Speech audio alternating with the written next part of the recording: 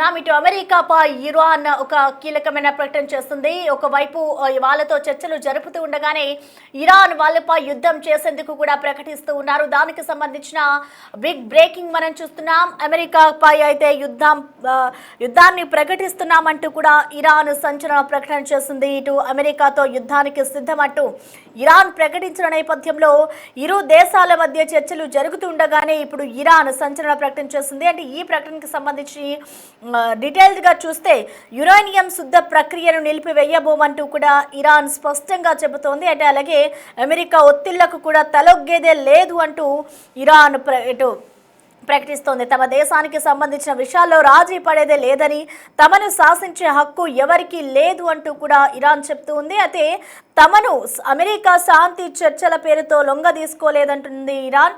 ఓవైపు ఇరాన్తో శాంతి చర్చలు సాగిస్తూనే అరేబియా సముద్రంలో యుఎస్ యుద్ధ నౌకల మోహరింపు. ఈ నేపథ్యంలో ఇప్పుడు ఇరాన్ తీసుకున్న ఈ నిర్ణయం పట్ల అయితే తీవ్ర ఆసక్తి నెలకొందని చెప్పుకోవాలి. ఇటు అమెరికాతో యుద్ధం వచ్చినా మేము ఎప్పుడు దానికి సంబంధించి ఇరాన్ ముందడుగు వేస్తుందని చెప్పుకోవాలి. ఒకవైపు శాంతి చర్చలు అమెరికా జరుపుతూ ఉండగా కూడా ఇరాన్ ఈ ప్రకటన చేయడం ఒక తీవ్ర దుమారం రేపుతుందని చెప్పుకోవాలి. ఇటు ఎలాంటి పరిస్థితుల్లో అయినా నిలిపివేయబోము, ఇటు యురేనియం ఏదైతే శుద్ధి ప్రక్రియను ఇరాన్ చేస్తూ ఉందో దాన్ని ఎక్కడా కూడా ఆపబోము అంటూ కూడా వారు చెప్తూ ఉన్నారు. అమెరికాతో యుద్ధం ముందుకొచ్చినా సరే తమ సార్వభౌమత్వానికి సంబంధించిన ఈ విషయంలో ఎప్పటికీ రాజీ పడే ప్రసక్తే లేదు అంటూ కూడా ఆయన తేల్చెప్పారు. అంటే తమ ప్రవర్తన శాసించే హక్కు ఏ దేశానికి లేదు, అలాగే శాంతి చర్చల పేరుతో తమను లొంగ తీసుకోవాలని అమెరికా చూస్తోంది అంటూ దానికి ఎప్పటికీ సాధ్యం కాదు అంటూ ఇటు ఇరాన్ చెప్తోంది.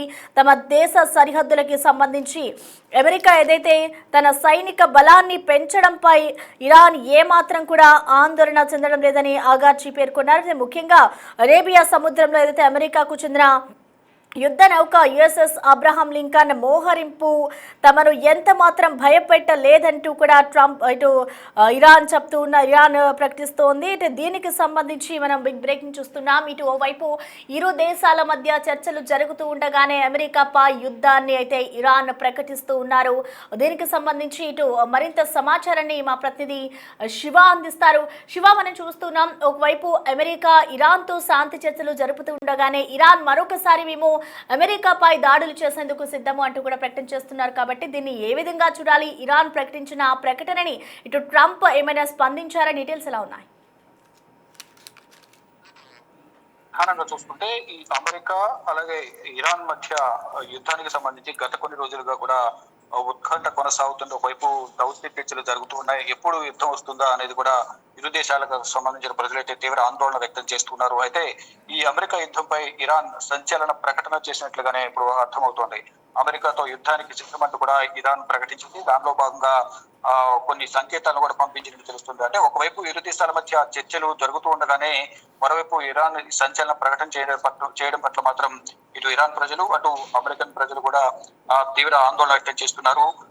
ప్రధానంగా ఏదైతే న్యూక్లియర్ అణుబాంబులు తయారు చేయడానికి వినియోగించే యురేనియం శుద్ధి ప్రక్రియను ఆపేది లేదు. అంటే యురేనియం ను వివిధ రంగాల్లో దీన్ని ఉపయోగిస్తారు, కానీ యురేనియం అతిగా శుద్ధి చేసి దాన్ని మాత్రం అణుబాంబులకు న్యూక్లియర్ బాంబులకు ఎక్కువగా వినియోగిస్తూ ఉంటారు. ఆ యురేనియం శుద్ధి ప్రక్రియ అనేది నిలిపేసే ప్రసక్తే లేదంటూ కూడా ఇరాన్ ప్రభుత్వం తెలియజేసింది.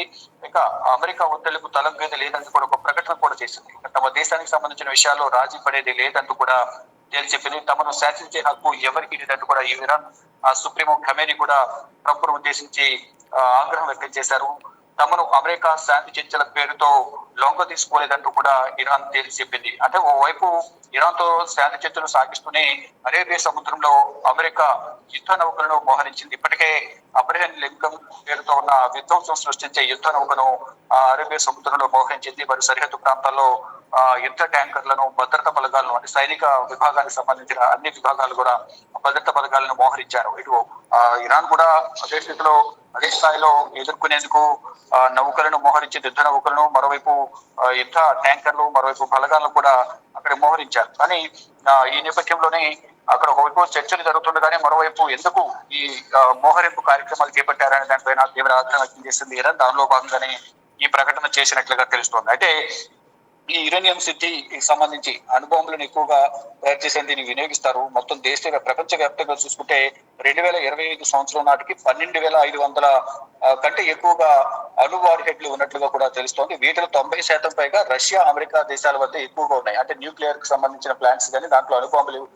సంబంధించి కానీ ఎక్కువగా రష్యా అలాగే అమెరికా వద్ద ఎక్కువగా ఉన్నాయి. సుమారు అంటే రష్యాకు అత్యధికంగా 5,500కు పైగా రష్యా వద్ద ఉంటే, అమెరికా రెండో స్థానంలో 5,000కు పైగా, అంటే వారి దగ్గర కూడా 5,000 వరకు కూడా ఈ అణ్వాయుధాలు కలిగి ఉన్నట్లు తెలుస్తుంది. ఇక చైనా వద్ద కూడా ఎక్కువగా ఉన్నాయి. దాంతో పాటు ఇటు భారత్, పాకిస్తాన్ వద్ద దాదాపు 170 నుంచి 160 అణు రియాక్టర్ సంబంధించిన అణు బాంబులకు సంబంధించిన ప్లాంట్స్ అయితే ఉన్నట్లుగా తెలుస్తోంది. మొత్తంగా దీని ద్వారా న్యూక్లియర్ ప్రయోగిస్తే మాత్రం సగం వరకు భూభాగాలను కూడా దెబ్బతినే అవకాశం ఉంటుంది అనేది ప్రధానంగా చెప్తున్నారు. గతంలో కూడా అటు భారత్, పాకిస్తాన్ మధ్య ఆపరేషన్ సింధూర్ భాగంగా భారత్ దాడిలో ఎక్కడైతే అత్యంత సమీపంలో పాకిస్తాన్ సంబంధించిన న్యూక్లియర్ ప్లాంట్లు అత్యంత సమీపంలో దాడి జరిగిన నేపథ్యంలో దాని ప్రభావం అనేది చాలా ఎక్కువగా ఉంటుంది అనేది ప్రధానంగా భావించి అమెరికా అధ్యక్షుడు ట్రంప్ మధ్యలో మాట్లాడి నేను వారిను ఆపాను అనేది ఆయన ఒక ప్రధానంగా ఆయన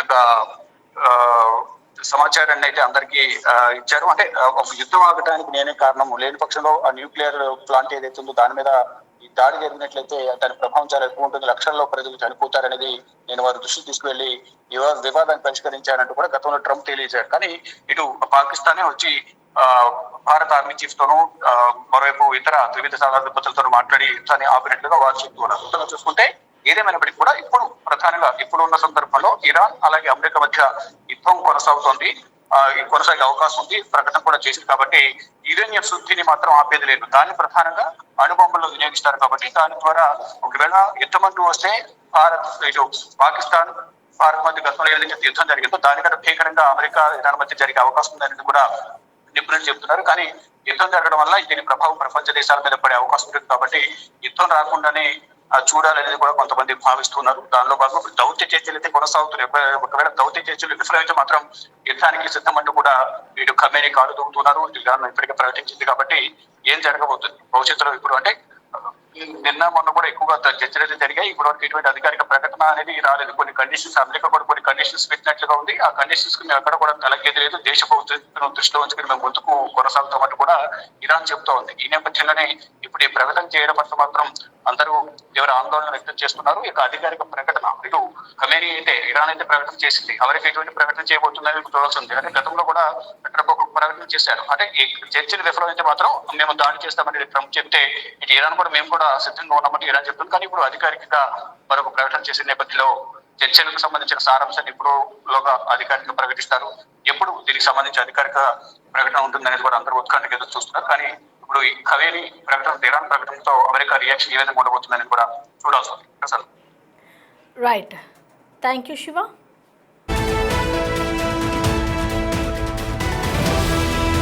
మొత్తానికి చూసుకోవచ్చు, ఇటు ఏదైతే అమెరికాకి సంబంధించి యుద్ధంపై అయితే ఇరాన్ సంచలన ప్రకటన చేస్తుంది. అమెరికాతో యుద్ధానికి సిద్ధమంటూ కూడా ఇరాన్ ప్రకటిస్తూ ఉంది. ఓవైపు ఇరు దేశాల మధ్య చర్చలు జరుగుతుండగానే ఇటు ఇరాన్ ఆ ప్రకటన చేయడంతో ఒక ఆందోళన వ్యక్తమవుతోంది. దీనికి సంబంధించి ఏదైతే ఇరాన్ యురేనియానికి సంబంధించి ఒకటి చేస్తూ ఉందో దాన్ని ఎట్టి పరిస్థితుల్లో కూడా మేము ఆపబోము అంటూ కూడా వారు స్పష్టం చేస్తున్నారు. శుద్ధి ప్రక్రియను మేము నిలిపివేయబోము అంటూ కూడా ఇరాన్ ప్రకటిస్తోంది. మరి దీనికి సంబంధించి ట్రంప్ ఏ విధంగా స్పందిస్తారు? అమెరికాతో యుద్ధానికి మేము ఎప్పుడైనా సిద్ధమే అంటూ కూడా ఇరాన్ చెప్తూ ఉన్నారు. కాబట్టి మరొకసారి ఇరాన్ యుద్ధానికి సంబంధించి కీలక ప్రకటన చేయడంతో యుద్ధ మేఘాలు కమ్ముకునే అవకాశాలు ఎక్కువగా కనిపిస్తున్నాయి. మరొక వైపు ఇరాన్ ఇప్పటి వరకు యురేనియం శుద్ధ తవ్వకాలు ఏవైతే జరుపుతూ ఉన్నాయో వాటిని ఎట్టి పరిస్థితుల్లో మేము నిలిపి వేయబోము, యుద్ధానికి సంబంధించి మేము సిద్ధమే అంటూ ఇరాన్ కూడా చెప్తుంది. మరి దీనికి సంబంధించి అమెరికా ఎటువంటి చర్యలు తీసుకోబోతోంది? అమెరికా వీళ్లతో మాట్లాడబోతోంది కాబట్టి ఆ మీటింగ్ తో ఏమైనా వెనక్కి తగ్గే అవకాశాలు ఉన్నాయా అనేది కూడా వేచి చూడాలి. ఇటు ఇప్పటికే మరి అరేబియా సముద్రంలో కూడా యుఎస్ యుద్ధ నౌకలను అయితే మోహరించారు. మరి ఈ నేపథ్యంలోనే ఇరాన్ సంచలన ప్రకటన అయితే వెలువడించిందని చెప్పుకోవాలి. దానికి సంబంధించిన విజువల్స్ కూడా మనం చూస్తున్నాం. ఇప్పుడు ఇరాన్ ప్రకటనతో మరొకసారి ఇటు అమెరికా అలాగే ఇరాన్లో యుద్ధాలు మరొకసారి ఉంటాయని చెప్పుకోవాలి.